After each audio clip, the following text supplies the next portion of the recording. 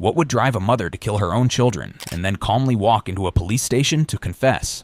Today, we dive into one of the most disturbing cases of 2024, a case that shocked an entire community and left investigators struggling to comprehend the darkness they witnessed. A sunny Tuesday morning in Festus, Missouri, May 28th, 2024. For this small town of 13,000 people, this day would become etched into their collective memory forever. Ashley Pirelli, 36, drives up to the Festus police station. Nothing about her appearance immediately raises alarm. Just a woman with damp clothes. But the blank expression on her face conceals an unthinkable truth. "I've killed my children," she tells Officer James Donovan, who later described the moment as surreal, like time stopped. Her 9-year-old daughter Scarlett is in the trunk of her SUV right outside. Officers rush to the vehicle, desperately hoping for a misunderstanding. But as Detective Sarah Miller opens the trunk, the devastating reality confronts them. Scarlett's lifeless body with multiple gunshot wounds. "We attempted life-saving measures," recalls paramedic Tyler Johnson, who was first on the scene. "But her injuries were too severe. I've been doing this job for 15 years, and I've never seen anything that hit our team this hard." What these officers didn't know was that this was just the first chapter in a horror story that would only get worse. A second innocent life had already been taken. "Her son is also dead," recounts Police Chief Robert Thompson. "She told us with the same emotionless tone where to find him." Authorities race to Timber Creek Resort and find Isaac's tiny body in a pool. Resort manager Michael Hayes was the first to spot him. "I thought he was swimming at first. Then I realized he wasn't moving. I jumped in fully clothed, but it was too late." Lifeguard Samantha Pierce performed CPR for nearly 20 minutes. "I refused to give up on him. He was just a baby. How could anyone do this to their own child?" The timeline investigators piece together is chilling in its methodical progression. Early that morning, Ashley drove Scarlett to a secluded spot near Lakeside Park. Witness Jenny Baker reported hearing gunshots around 7:30 a.m. "I thought it was hunters," she said. "I never imagined." Local fisherman Roy Peterson saw Ashley's car. She parked near the South Shore. "I noticed because it's unusual to see vehicles there so early. I saw a woman and child go into the woods. Only the woman came back." Ashley shot her daughter at point-blank range, then drove to Timber Creek Resort with her 2-year-old son. What happened during that 20-minute drive? Wonders lead detective Carlos Ramirez. What was going through her mind as her traumatized toddler cried in the back seat? This is the question that haunts us. At the resort, groundskeeper Frank Miller spotted Ashley walking with Isaac. The little boy was crying hard. "She told me he was upset about missing his cartoon show. Nothing seemed off except, well, she seemed too calm for how upset the child was." Surveillance footage shows Ashley walking to a fountain pool. She held Isaac underwater for 4 to 5 minutes until he drowned. Sacrifice? One word emerged from Ashley's statements, according to prison psychologist Dr. Elaine Foster. She viewed killing her children as a sacrifice, though what she meant remains unclear. What could possibly make a mother believe that murdering her children was some kind of sacrifice? The answer might lie in her past, a dark family secret that suggests darkness may run in the Pirelli bloodline. Family friend Melissa Jenkins describes Ashley as a devoted mother who seemed to adore her kids. None of us saw any warning signs.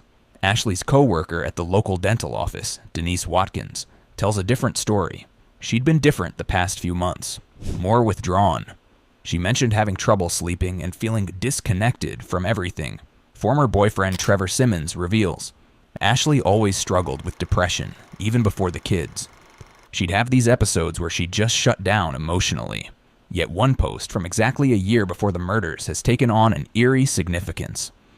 On May 30th, 2023, she wrote, "Between what is said and not meant, and what is meant but not said, most of love is lost." County Sheriff Dave Marshak discovered a shocking connection. Ashley's uncle, Max Pirelli, had brutally murdered his own parents in 2001. "We have to wonder if there's some dark thread connecting these violent episodes," he stated at a press conference. Family historian Patricia Pirelli notes, "Max's crime was hushed up in the family. Ashley would have been a teenager when it happened. Who knows how it affected her? Could there be an undiagnosed psychopathy running through the family?" Family therapist Dr. Thomas Wilson suggests, Intergenerational trauma can manifest in devastating ways, especially when left untreated. Scarlett's third-grade teacher, Abby Tynan, remembers her as kind and caring, a little girl who lit up any room. Scarlett received the Squirrel Award at school for her ability to gather up people who needed a friend. Classmate Zoe Williams misses her friend. Scarlett always shared her lunch if someone forgot theirs. She was teaching me how to braid hair. Soccer coach Brandon Peters recalls, she wasn't the most skilled player, but she had the biggest heart, always cheering on her teammates. Isaac's daycare provider, Maria Gonzalez, described him as, "Little Isaac would wave to everyone from their porch. Such a happy little boy. He just learned to say hello and would practice on anyone who walked by."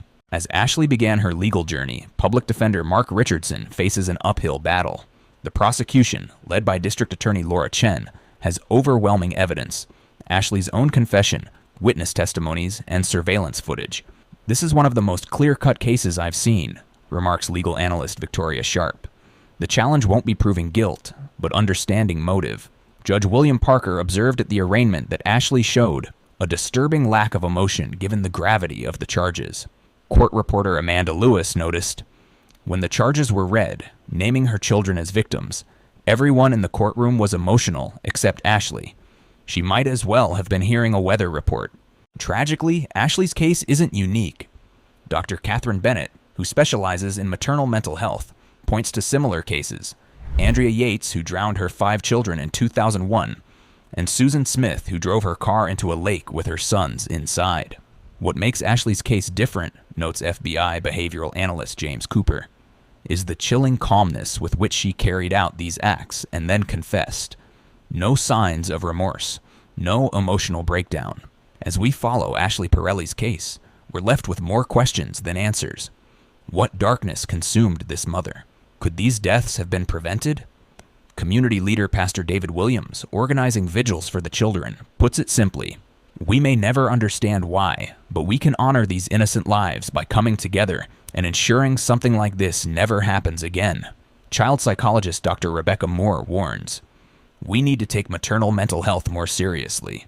The warning signs are often there, but we miss them until it's too late." The investigation continues, but one thing is certain: this case will haunt Festus, Missouri, for generations to come.